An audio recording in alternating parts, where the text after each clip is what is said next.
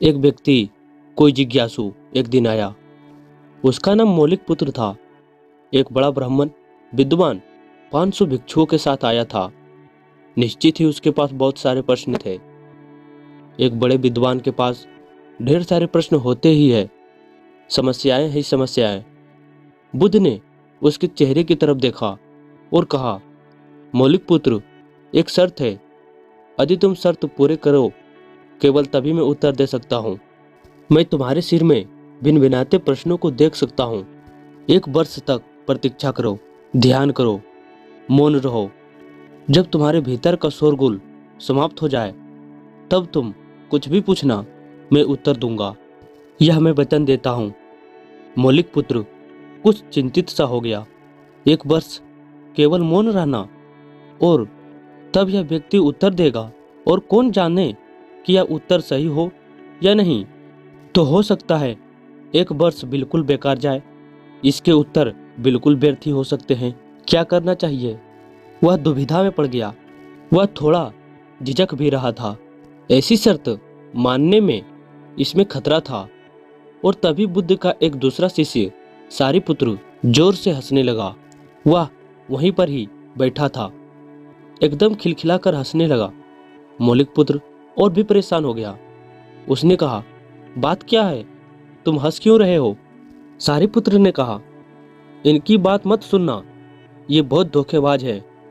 इन्होंने मुझे भी धोखा दिया है। जब मैं आया था, तुम्हारे तो केवल 500 शिष्य है और मेरे पास 5000 थे। मैं बड़ा ब्राह्मण था, देश में भी मेरी ख्याति थी। इन्होंने मुझे फुसला लिया। इन्होंने कहा, साल भर प्रतीक्षा करो, मौन रहो, ध्यान करो और फिर पूछना, मैं उत्तर दूंगा। और साल भर बाद कोई प्रश्न ही नहीं बचा, तो मैंने कभी कुछ पूछा ही नहीं और उन्होंने कोई उत्तर दिया ही नहीं। यदि तुम पूछना चाहते हो तो अभी पूछ लो। मैं इसी चक्कर में पड़ गया, मुझे इसी तरह इन्होंने धोखा दिया। बुद्ध ने कहा, मैं अपने वचन पर पक्का रहूंगा।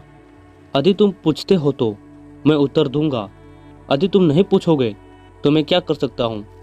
1 वर्ष बीता। मौलिक पुत्र ध्यान में उतर गया और मौन होता गया। भीतर का बातचीत समाप्त हो गई। भीतर का कोलाहल रुक गया। वह बिल्कुल भूल गया था कि अब 1 वर्ष बीत गया। कौन फिक्र करता है? जब प्रश्न ही ना रहे तो कौन उत्तर की फिक्र करता है? एक दिन अचानक बुद्ध ने पूछा, यह वर्ष का अंतिम दिन है। इसी दिन तुम 1 वर्ष पहले यहाँ आए थे और मैंने तुम्हें वचन दिया था कि 1 वर्ष बाद तुम जो पूछोगे मैं उत्तर दूंगा। मैं उत्तर देने को तैयार हूँ। अब तुम प्रश्न पूछो। मौलिक पुत्र हंसने लगा और उसने कहा, आपने मुझे भी धोखा दिया। वह सारिपुत्र ठीक कहता था। अब कोई प्रश्न ही पूछने के लिए नहीं रहा, तो मैं क्या पूछूं? मेरे पास पूछने के लिए कुछ भी नहीं है। असल में यदि तुम सत्य नहीं हो तो समस्याएं होती है और प्रश्न भी होते हैं।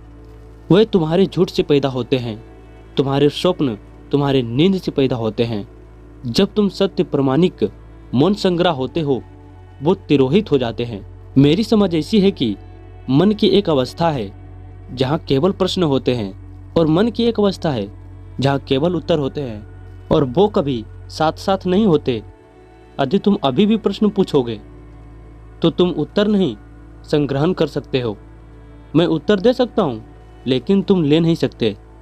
यदि तुम्हारे भीतर प्रश्न उठने बंद हो गए हैं तो मुझे उत्तर देने की कोई ज़रूरत नहीं है। तुम्हें उत्तर मिल जाता है। किसी प्रश्न का उत्तर नहीं दिया जा सकता। मन की एक ऐसी अवस्था उपलब्ध करनी होती है जहाँ कोई प्रश्न नहीं उठते। मन की प्रश्न रहित अवस्था ही एकमात्र उत्तर है। यही तो ध्यान की पूरी प्रक्रिया है। प्रश्न को गिरा देना, भीतर चलती बातचीत को गिरा देना। जब भीतर की बातचीत रुक जाती है तो ऐसा असीम मौन छा जाता है।